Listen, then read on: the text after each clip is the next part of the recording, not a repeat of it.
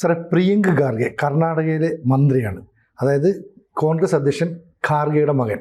ഇപ്പോൾ കഴിഞ്ഞ ദിവസം ഒരു പരിപാടിയിൽ പങ്കെടുത്തതിന് ശേഷം പറഞ്ഞത്, ഇനി ഒരിക്കൽ കൂടി കോൺഗ്രസ് കേന്ദ്രത്തിൽ അധികാരത്തിൽ വന്നാൽ RSS എന്ന് പറയുന്ന സംഘടനയെ നിരോധിക്കും.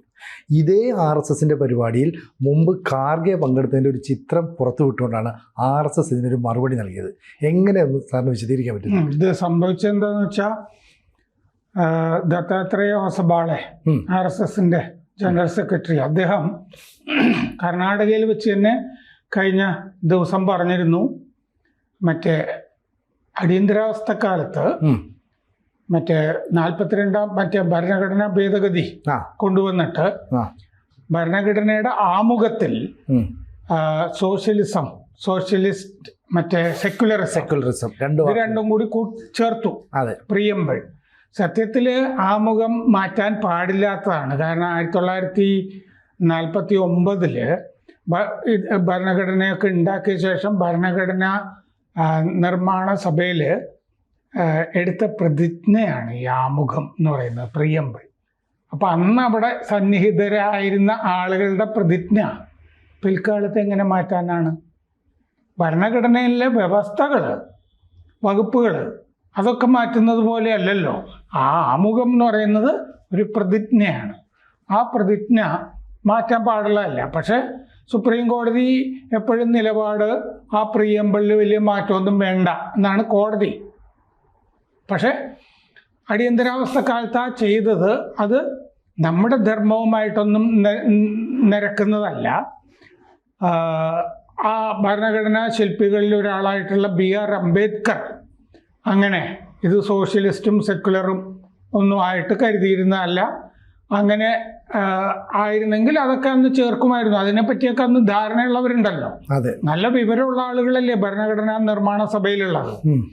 അപ്പോൾ അങ്ങനെ വേണ്ടെന്ന് തീരുമാനിച്ചിട്ടാണ് അന്നങ്ങനെ ചെയ്തത്. അപ്പോൾ അതുകൊണ്ട് ആ സോഷ്യലിസം സെക്കുലറിസം എന്ന് പ്രിയമ്പിളിൽ ആമുഖത്തിൽ ചേർത്തത് മാറ്റുന്നതിനെ പറ്റി ആലോചിക്കേണ്ടതാണ് എന്ന് ദത്താത്രേയ ഹൊസബാളെ പറഞ്ഞിരുന്നു. കർണാടകയിൽ വെച്ച് തന്നെയാണ് മാധ്യമപ്രവർത്തകരോട് പറഞ്ഞത്. അപ്പോൾ ഇന്ത്യ ടുഡേ കഴിഞ്ഞ ദിവസം കുത്തിത്തിരിപ്പുണ്ടാക്കാമല്ലോ എന്ന് വിചാരിച്ചിട്ട് പ്രിയങ്ക് ഖാർഗെ സിദ്ധരാമയ്യ മന്ത്രിസഭയിൽ മന്ത്രിയാണ്. അപ്പോൾ അഭിമുഖം ചെയ്തു പ്രിയങ്ക് ഖാർഗെയുടെ. അപ്പോൾ പ്രിയങ്ക് ഖാർഗെ പറഞ്ഞു, കോൺഗ്രസ് വന്നാൽ ഞങ്ങൾ നിരോധിക്കും. 2-3 തവണ ഇതിനു മുമ്പ് RSSനെ നിരോധിച്ചിട്ടുണ്ട്. അന്നൊക്കെ അത് പിൻവലിച്ചു. അങ്ങനെ പിൻവലിച്ചതിൽ ഇപ്പോൾ ഖേദിക്കുന്നു എന്ന് പറഞ്ഞു പ്രിയങ്ക് ഖാർഗെ.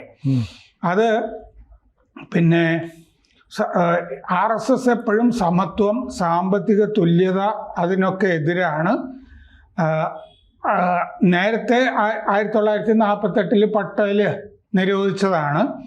അന്ന് വന്ന് അവർ കാലിൽ വീണു. ഇനി ഞങ്ങൾ ദേശവിരുദ്ധമായിട്ടൊന്നും ചെയ്യില്ല എന്ന് പറഞ്ഞു. ഇതിനൊക്കെ രേഖയുണ്ട് എന്നും പ്രിയങ്ക് ഖാർഗെ പറഞ്ഞു. അപ്പോൾ പിന്നീട് ഇന്ദിരാഗാന്ധി നിരോധിച്ചു. ഇനി ഇവര് BJP സർക്കാർ ഭരണഘടന തന്നെ മാറ്റിയെന്ന് വരും.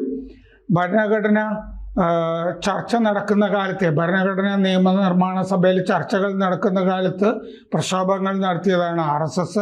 പ്രിയങ്ക് ഖാർഗെ പറയുക, ഇത് വസ്തുതാവിരുദ്ധമാണ് ഈ പറയുന്ന കാര്യങ്ങൾ. ഭരണഘടന കത്തിച്ചു, മനുസ്മൃതി ഭരണഘടനയാക്കണമെന്നാണ് അവരുടെ ആഗ്രഹം. ഓർഗനൈസറുടെ ആർക്കൈവുകൾ നോക്കിയാൽ മതി, 1950 ജനുവരി 26 ലേഖനം നോക്കിയാൽ മതി എന്നൊക്കെ പ്രിയങ്ക് ഖാർഗെ ആ അഭിമുഖത്തിൽ പറഞ്ഞിട്ടുണ്ട്. ഈ ജൂൺ 27 തന്നെ ഈ അപ്പൻ ഖാർഗെ, മല്ലികാർജുൻ ഖാർഗെ പറഞ്ഞു, ഹൊസബാളയ്ക്ക് പാവങ്ങളെയൊന്നും ആവശ്യമില്ല.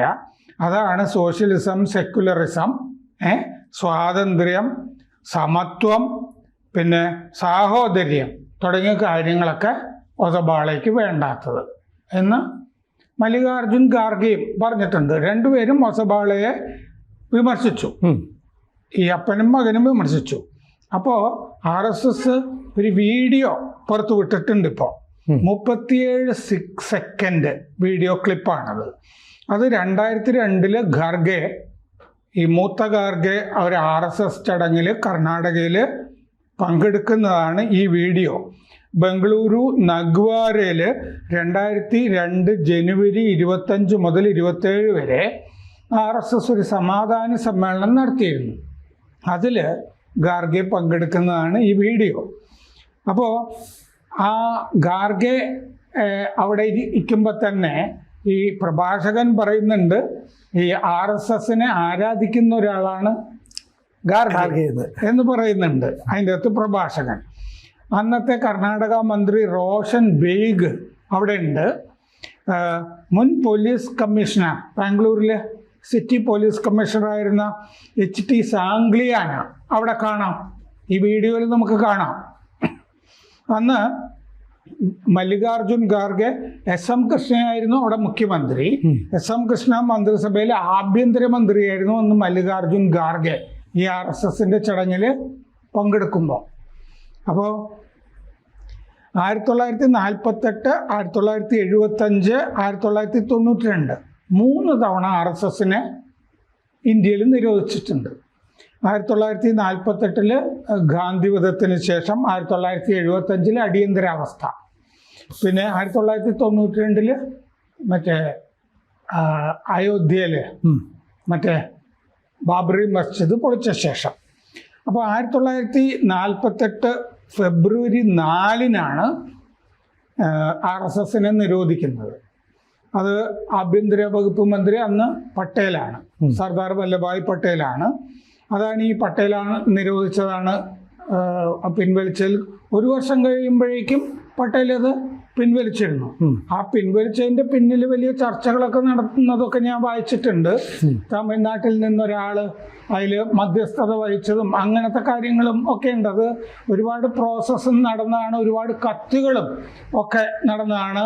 RSSന്റെ നിരോധനം പിൻവലിക്കാൻ നെഹ്റു വലിയ തയ്യാറല്ലാത്തപ്പോൾ അത് പിൻവലിക്കണം എന്ന് അന്ന് നിലപാടെടുത്ത ആളുമായിരുന്നു പട്ടേൽ. അപ്പോൾ 1 വർഷം കഴിഞ്ഞ് 1948 നിരോധനം പിൻവലിച്ചിരുന്നു.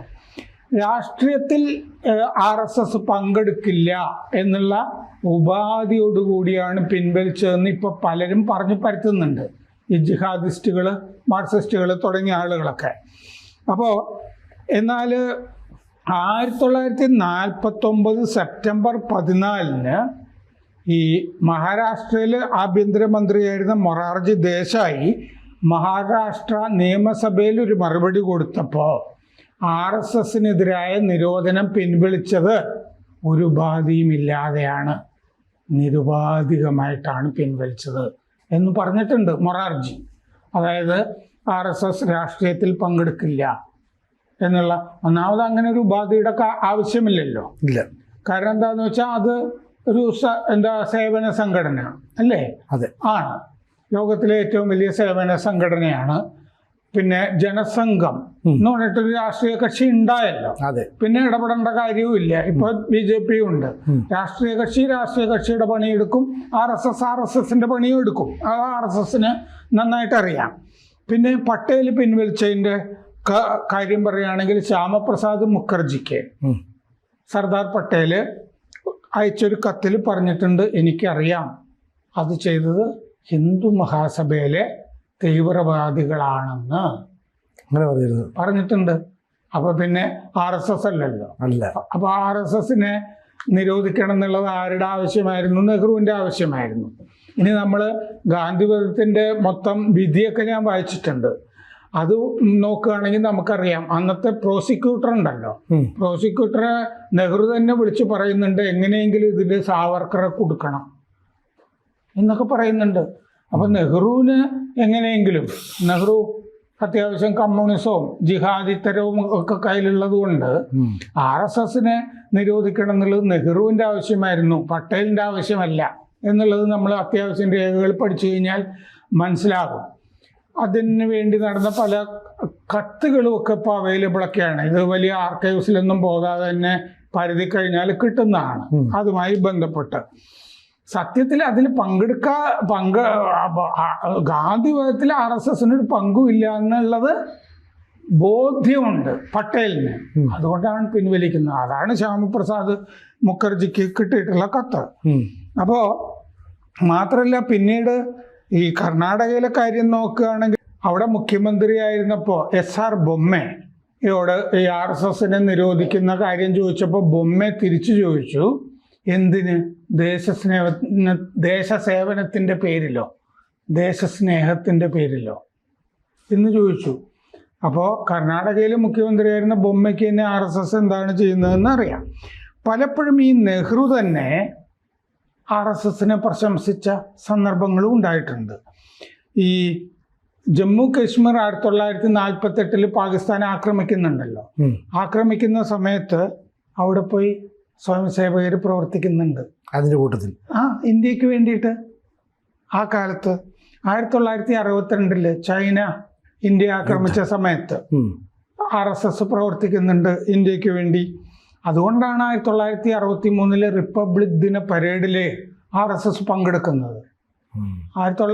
ഇന്ത്യയുടെ റിപ്പബ്ലിക് ദിന പരേഡിൽ 1963 RSS സ്വയം സേവകര് അവരുടെ ഗണവേഷമൊക്കെ അണിഞ്ഞ് പങ്കെടുത്തിട്ടുണ്ട്.